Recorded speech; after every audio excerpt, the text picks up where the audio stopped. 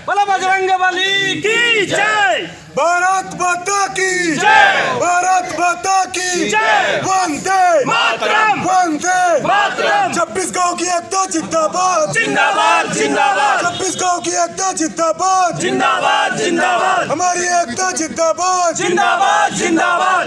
नगर निगम मुर्दाबाद मुर्दाबाद मुर्दाबाद। नगर निगम मुर्दाबाद मुर्दाबाद मुर्दाबाद।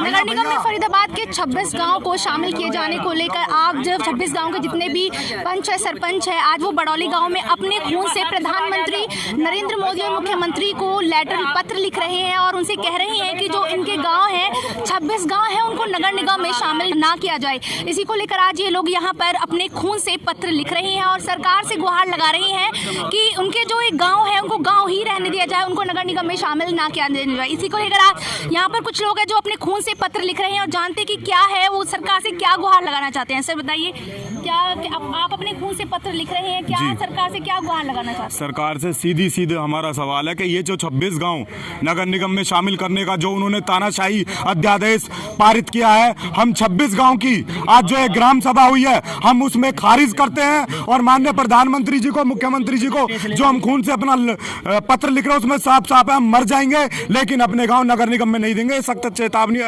हरियाणा सरकार, प्रशासन, सभी को। मैडम ये कहना है कि जब देश का युवा इकट्ठा हो जाता है तो किसी भी लड़ाई को लड़ने को वो बिल्कुल उसे जीत के आता है। आज हमें पूरा आत्मविश्वास है कि जो ये लड़ाई हमने और भैया पवार जी ने और जो हमारे 26 गांव के सरदारियों ने ये मुद्दा उठाया है, इस जीत को हम जीत के आएंगे और सरकार को ये दिखाएंगे कि जिन युवाओं की वजह से बीजेपी सरकार आज सेंटर में या हरियाणा में बैठी है, आने वाले समय में हम एक ही बात कहेंगे, अगर हमारे 26 गाँव इस नगर निगम में लिए जाते हैं तो हम इसका विरोध करेंगे। अगर हमारे 26 गांव नगर निगम में नहीं ले जाते, ग्राम पंचायती बनी रहती है, तो हम सरकार का समर्थन करेंगे। तो इन्हीं शब्दों के साथ मैं आपसे कहना चाहूँगा कि भाई हमारी जो मीडिया भाई जितने भी हैं कि हमारी इस बात को ऊपर तक पहुँचाएं। आप सभी का धन्यवाद। बिल्कुल जी, सुनवाई क्यों नहीं होगी। सुनवाई करने के लिए तो आज हम ये अपना खून इकट्ठा करके ये पत्र लिख रहे हैं और इसके लिए अगर हमें कुछ करना पड़े, आगे भी आंदोलन करना पड़े तो हम खुल के आंदोलन करते हैं। और सारी सरदारी जो आज हमारे 26 गाँव की यहाँ इकट्ठी हुई है, सबका ये सारे युवाओं का खून है, कोई ये खून व्यर्थ नहीं जाने देंगे। आज हम इस बात को तो दिमाग से निकाल दे कि सुनवाई नहीं होगी। अगर जो सुनवाई नहीं हुई तो हो सकता है उसके लिए ये युवा ना हो, हम नहीं होंगे तो हो सकता है सुनवाई ना हो। अगर जो हम हुए, हम एक हैं, ये 26 गांव एक हैं, सुनवाई होगी। आज जब देश गुलाम था, नेताजी सुभाष चंद्र बोस ने एक बात कही थी, तुम मुझे खून दो मैं तुम्हें आज़ादी दूंगा। तो उस समय में हिंद फौज की तैयारी करके, हिंद फौज नेताजी सुभाष चंद्र बोस ने तैयारी की और उसके द्वारा हमारे देश को आज़ादी दिलवाई गई। तो मैं ये बता देना चाहता हूँ कि इसी के द्वारा हम आज़ादी लेंगे। हम भ्रष्ट नगर निगम में अपने गांव को शामिल नहीं होने देंगे, चाहे अंजाम कुछ भी हो।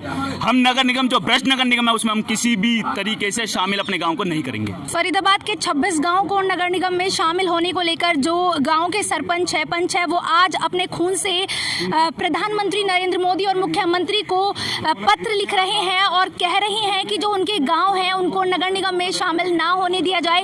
अगर उनके गांव को नगर निगम में शामिल कर दिया गया तो उनके जो गांव की हालत है वो बद से बदतर हो जाएगी। ऑलरेडी जो गांव नगर निगम में शामिल हुए हैं उनकी हालत काफ़ी बेकार है। इसी को लेकर आज ये प्रधानमंत्री को पत्र लिख रहे हैं और बार बार सरकार से गुहार लगा रहे हैं कि उनके जो गांव हैं उनको नगर निगम में शामिल ना होने दिया जाए। फरीदाबाद के 26 गांव को नगर निगम में शामिल ना होने को लेकर आज 26 गांव के जो पंच सरपंच है अपने खून से प्रधानमंत्री नरेंद्र मोदी को पत्र लिख रहे हैं और सरकार से गुहार लगा रहे हैं कि जो उनके गांव हैं उनको गांव ही रहने दिया जाए। अगर उनको नगर निगम में शामिल कर दिया गया तो उनके गांव की जो हालत है वो बद से बदतर हो जाएगी।